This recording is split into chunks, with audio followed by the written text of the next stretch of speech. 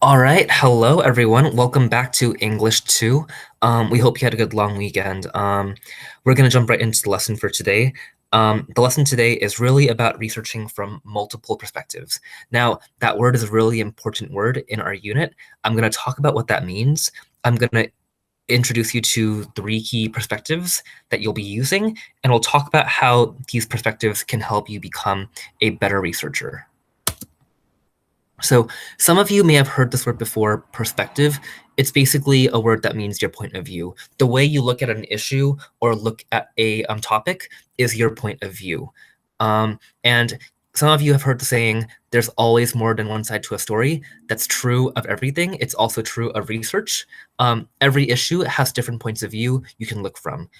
For example, you see over here, I think the issue of mental health in schools, obviously a really important issue. Someone who's looking at the issue from a social point of view might ask something like how our culture impacts high school students' mental health, which is a good question. On the other hand, someone who's looking at the issue from a more economic point of view might ask how can money impact high school students' mental health? Excuse me. So same topic, but two different focus areas, two different questions people are asking. And this is really important in life. There's always more than one side to an issue, and having these different points of view, these different perspectives can help you get a better idea of your topic.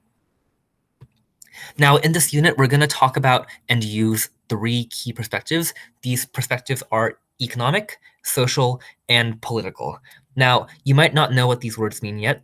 Hold on, I'm going to explain them in just a little bit, but just know that these are really important perspectives to, I think, use as you research. Now, the first perspective we're going to talk about is called an economic perspective, a point of view. And you see a picture of coins and stocks over here, and that might give you a hint. But when you're thinking about things from an economic point of view, you're really asking, how does my topic connect to things like money, connect to jobs and labor, resources, budgets? So these are all things that make up what we call an economy. They impact how money, jobs, and I think resources sort of move around our world.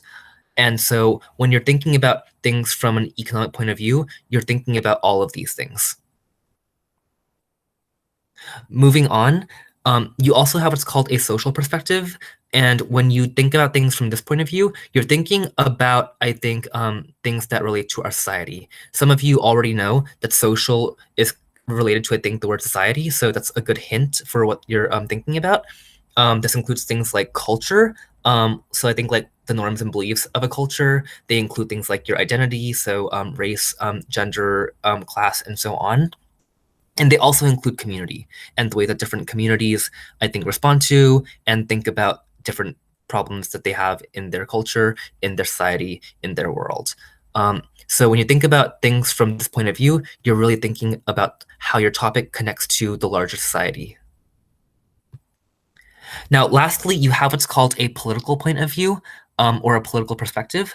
Now, this might be, I think, a new word, but basically it's a word that relates to the government. So when you talk about, I think, looking at things from a political perspective, you're thinking about how my topic connects to the government, how it connects to, I think, rules, so the laws, the policies that we have in our country or in our state, or in our city even, how our topic connects to, I think, human rights.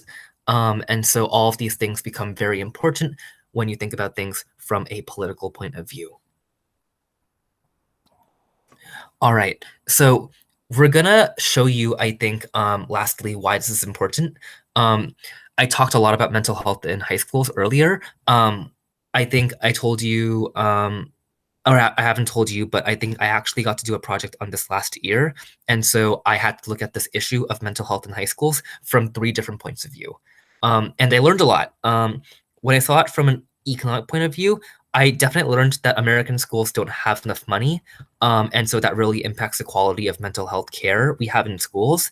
And so generally, having more money to pay for mental health support goes a long way for schools in the US. When I saw the issue from a social point of view, I also saw the issue of stigma. There's a lot of shame around mental health in our culture.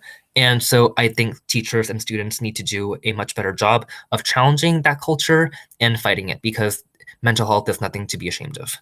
And lastly, I saw the issue from a political point of view. I looked a lot at the laws that our government has created. And one thing I learned is that our government can actually do a better job by creating laws so schools actually have to teach mental health in schools. So the laws and the rules that a government makes can go a long way in addressing an issue that we have in our society.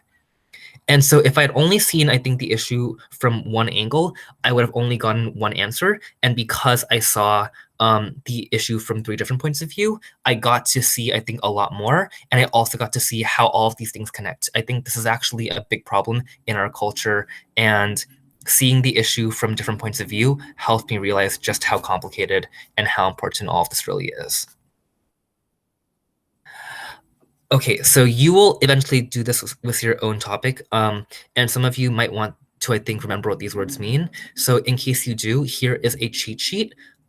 If you want, you can, I think, print this out, put it on your bedroom door, put it on your wall, somewhere you can see it. So if you have to go back and think about what these words mean, you can always go back and check, I think, this cheat sheet.